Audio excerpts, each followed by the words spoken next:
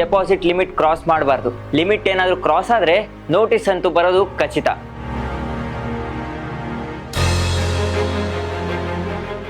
ನಿಮ್ಮ ಅಕೌಂಟ್ಗೆ ಹೆಚ್ಚು ಹಣ ಹಾಕ್ತೀರಾ? ಎಚ್ಚರವಾಗಿರಿ. ಒಂದು ಆರ್ಥಿಕ ವರ್ಷದಲ್ಲಿ ಸೇವಿಂಗ್ ಅಕೌಂಟ್ಗೆ 10 ಲಕ್ಷಕ್ಕಿಂತ ಹೆಚ್ಚು ಹಣ ಅಥವಾ ಕರೆಂಟ್ ಅಕೌಂಟ್ಗೆ 50 ಲಕ್ಷ ರೂಪಾಯಿಗಿಂತ ಹೆಚ್ಚು ನಗದು ಜಮಾ ಮಾಡಿದರೆ ನಿಮ್ಮ ಬ್ಯಾಂಕ್ ನೇರವಾಗಿ ನಿಮ್ಮ ಮಾಹಿತಿಯನ್ನು ಇನ್ಕಮ್ ಟ್ಯಾಕ್ಸ್ ಡಿಪಾರ್ಟ್ಮೆಂಟ್ಗೆ ಕೊಡುತ್ತೆ.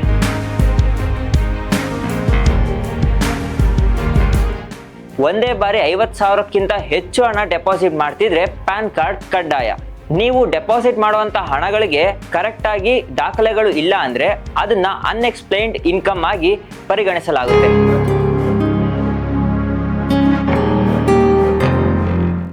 ನಿಮಗೆ 80ರಷ್ಟು ಹೆಚ್ಚು ಟ್ಯಾಕ್ಸ್ ಮತ್ತು ಫೈನ್ ಬೀಳುತ್ತೆ. ಪ್ರತಿಯೊಂದು ವ್ಯವಹಾರಕ್ಕೂ ಕೂಡ ದಾಖಲೆ ಇಡಿ. ಲೆಕ್ಕ ಸರಿಯಾಗಿ ಇಟ್ಕೊಂಡ್ರೆ IT ಇಂದ ಸೇಫ್ ಆಗಿರ್ಬೋದು.